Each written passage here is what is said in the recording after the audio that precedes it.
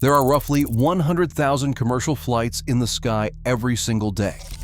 On every one of those flights, flight attendants know things about what is happening on the aircraft that the passengers around them will never find out.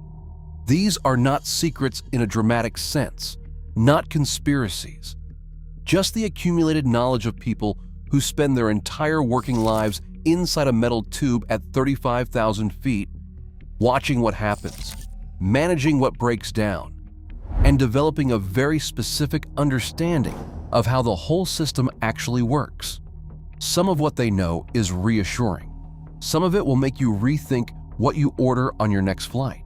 And some of it will change how you pay attention the next time the cabin lights go dark on approach.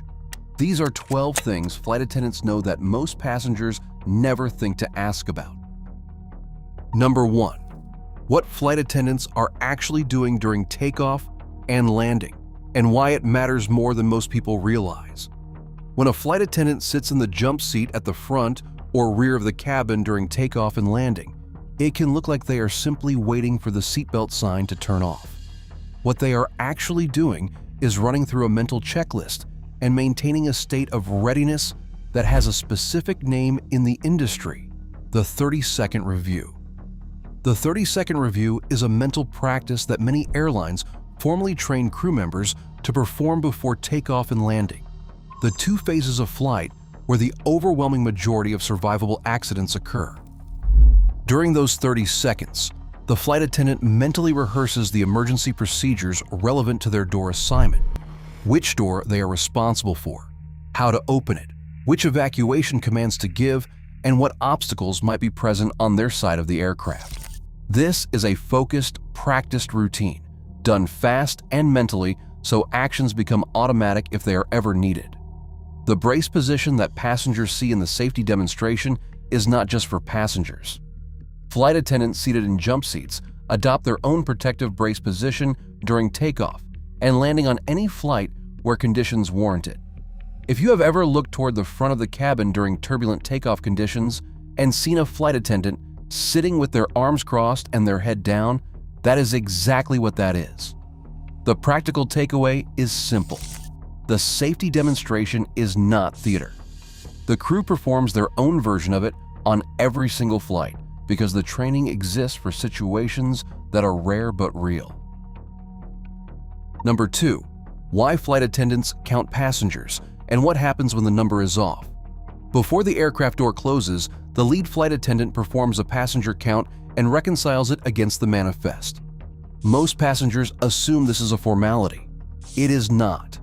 The passenger count feeds directly into the weight and balance calculation for the flight. Commercial aircraft have strict weight distribution requirements that affect how the aircraft handles at takeoff and during the flight. The weight of passengers and their carry-on luggage across different sections of the cabin is factored into that calculation. If the count does not match the manifest, the door does not close until the discrepancy is resolved. What triggers a recount is any number that does not match what the system shows. A passenger who boarded but is not in their assigned seat, a carry-on bag in the overhead bin with no passenger visible below it, or a lavatory that may be occupied during the boarding door countdown all create scenarios where the crew needs to account for every person on the aircraft before departure. This is also part of why being in your seat during the final boarding window matters more than people often treat it.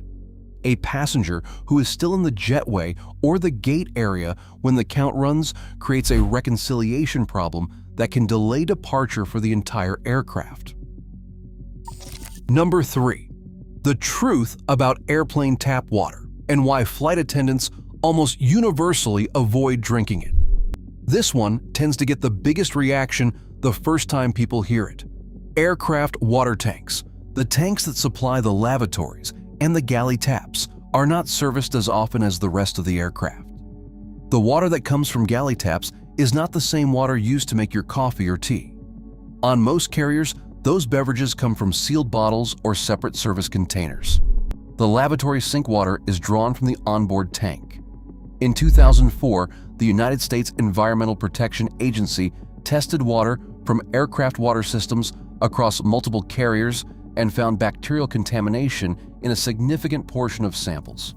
A follow-up study in 2012 found similar results. The EPA subsequently worked with airlines to establish the Aircraft Drinking Water Rule, which requires testing and treatment of onboard water systems, and compliance has improved substantially since then.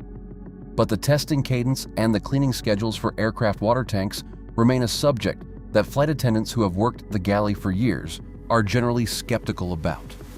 What flight attendants actually drink on the job is mostly bottled water, the same sealed bottles available for passenger purchase or service, along with coffee and tea in jurisdictions where they trust the galley water quality. On long-haul international flights, most experienced crew members bring their own bottled water from the terminal.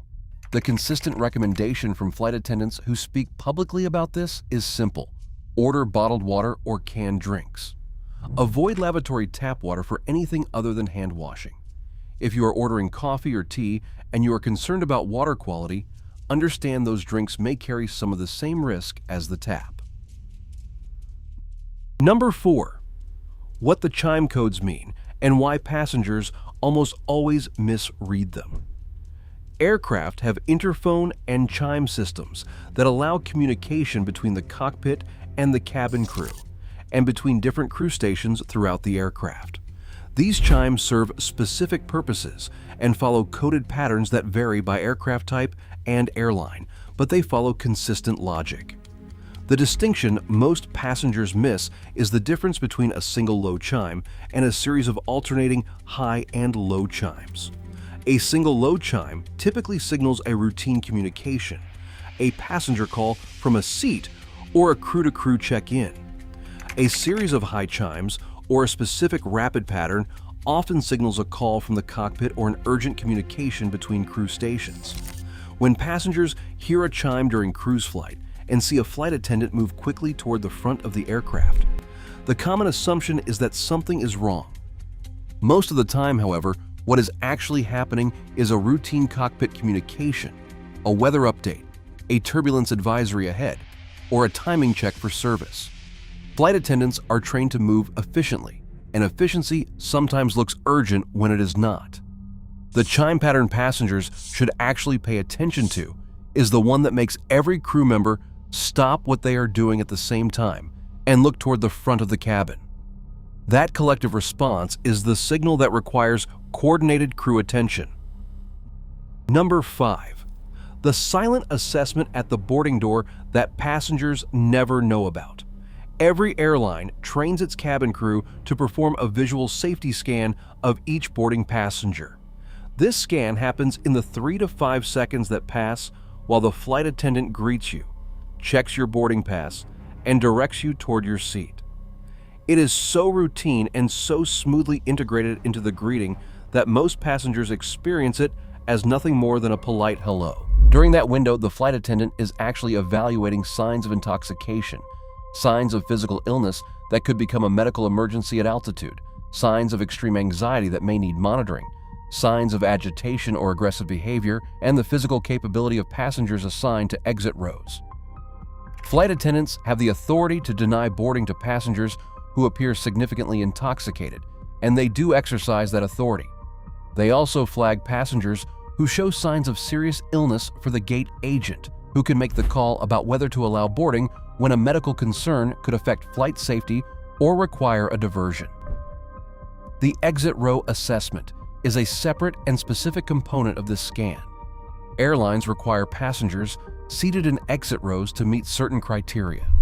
They must be physically capable of operating the exit door, they must be willing to perform the duty, and they must speak and understand the language of the safety briefing.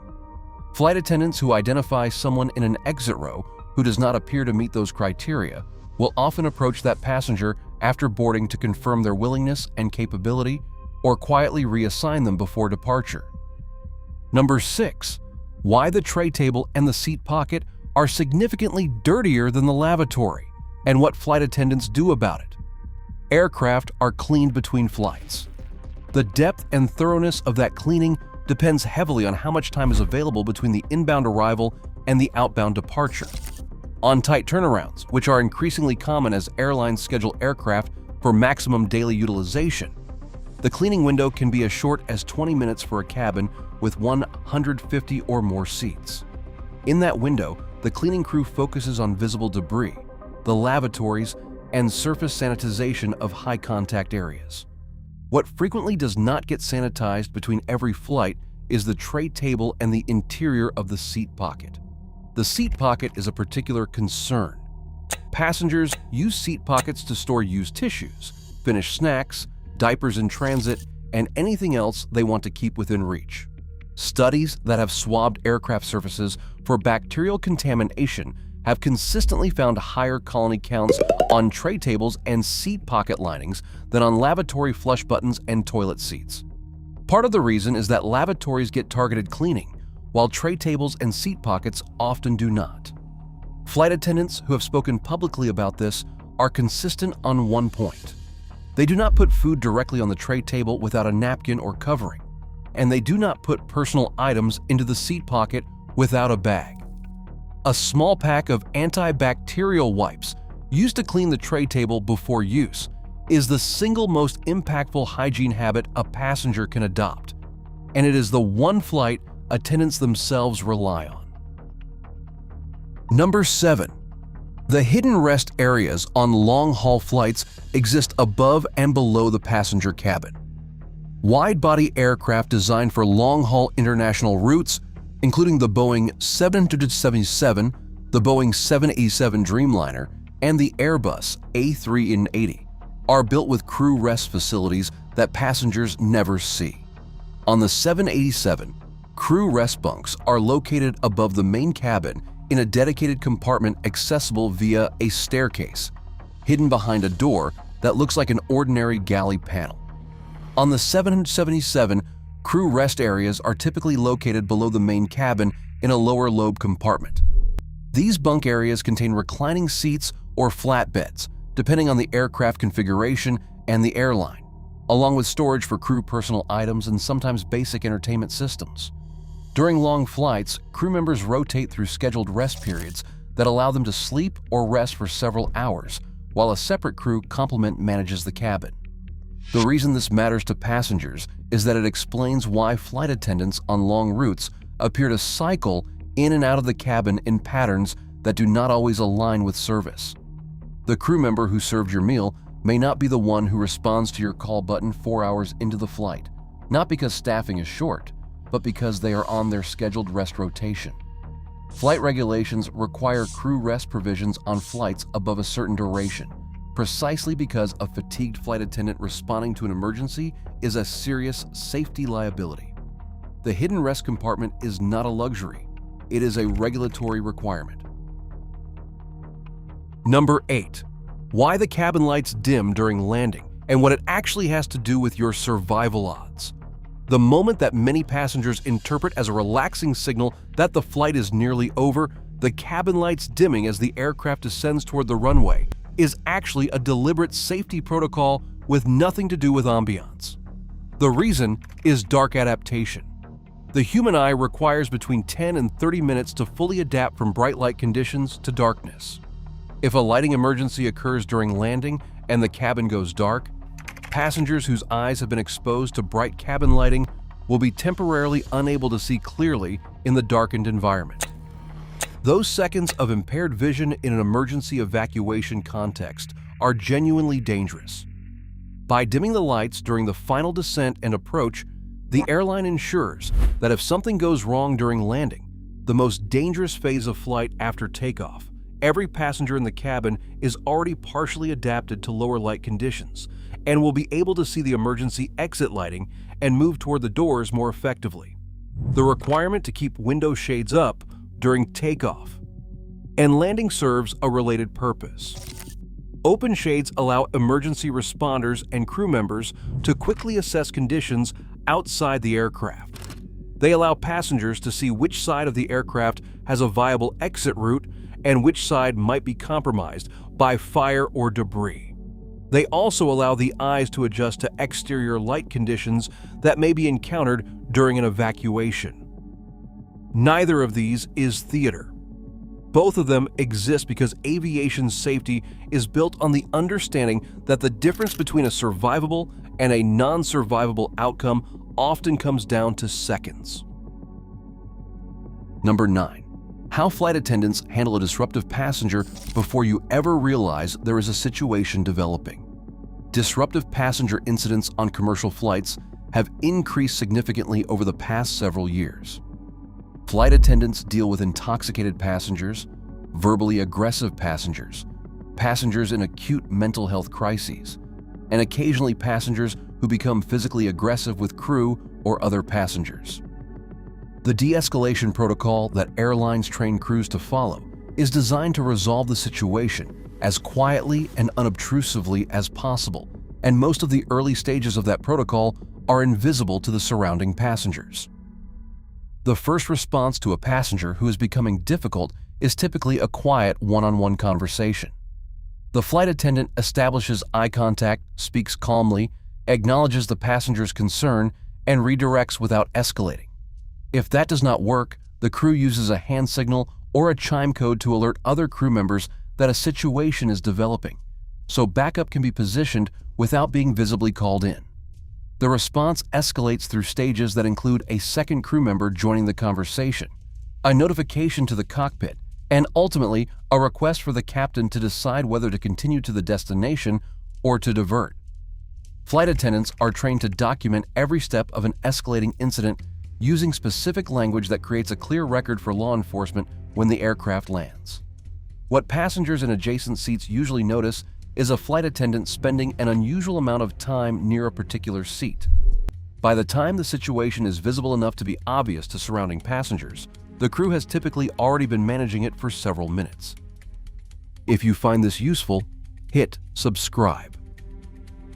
New travel content every week, covering the things the airlines and airports know that most passengers do not. Let's keep going. Number 10. What your seat choice tells a flight attendant about you and why window seats create a specific concern. Flight attendants pay attention to where passengers choose to sit, not in a surveillance sense, but in a practical emergency preparedness sense. Certain seat selections correlate reliably with passenger behavior in emergencies, and that pattern is part of what flight attendants are trained to think about. Exit row. Passengers are the most scrutinized group in the cabin. The flight attendant who assesses exit row passengers at boarding is looking for physical and cognitive capability.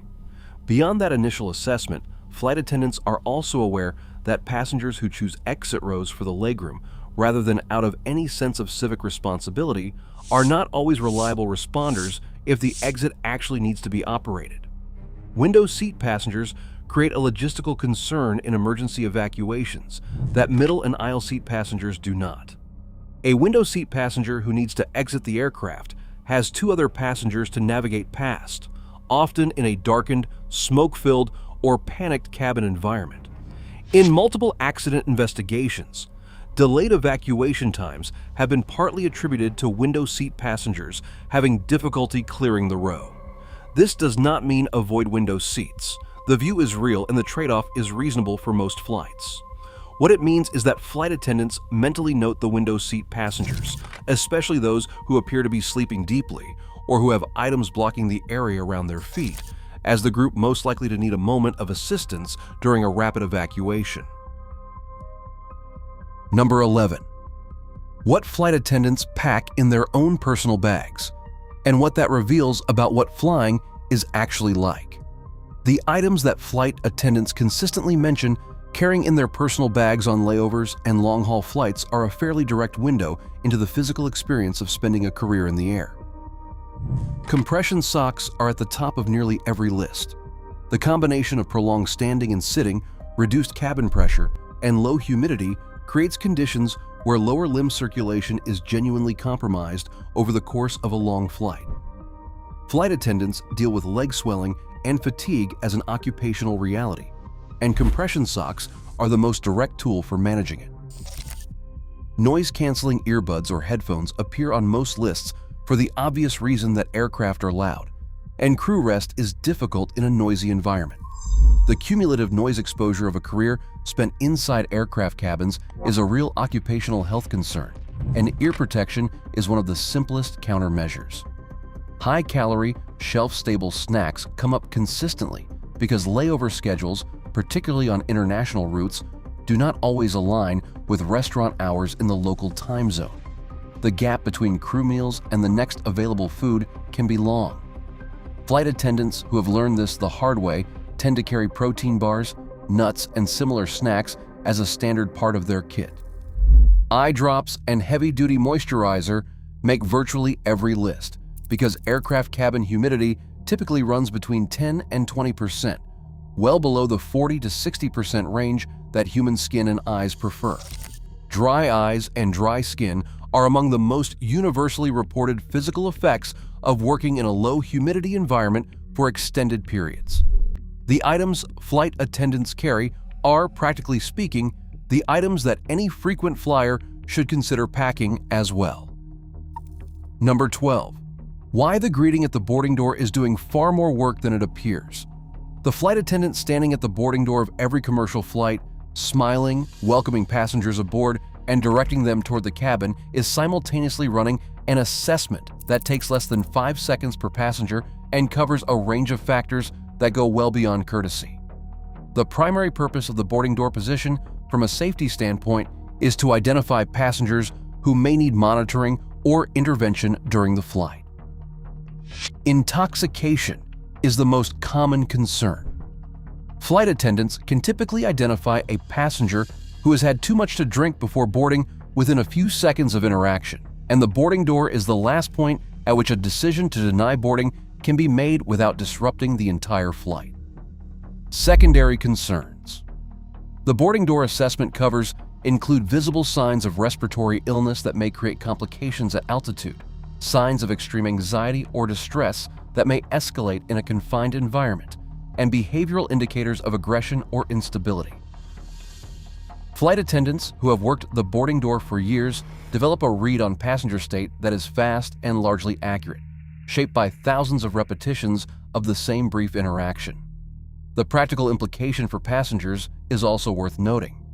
The boarding door interaction is a moment when first impressions matter in ways that have real downstream effects. Passengers who are rude, dismissive, or visibly impatient during the boarding door greeting are noticed. Flight attendants are professionals who provide the same service to everyone on the aircraft, but the passenger who is pleasant at the boarding door and the passenger who is dismissive are not invisible to the crew for the rest of the flight. In any situation where crew discretion is a factor, the outcome of that discretion is shaped by the totality of the interaction. Be kind at the boarding door. It costs nothing, and it matters more than most passengers ever realize. 12 things from the other side of the aisle. The 30-second review, running in your flight attendant's head before takeoff. The boarding door assessment that took 3 seconds and covered 6 things you never knew were being evaluated.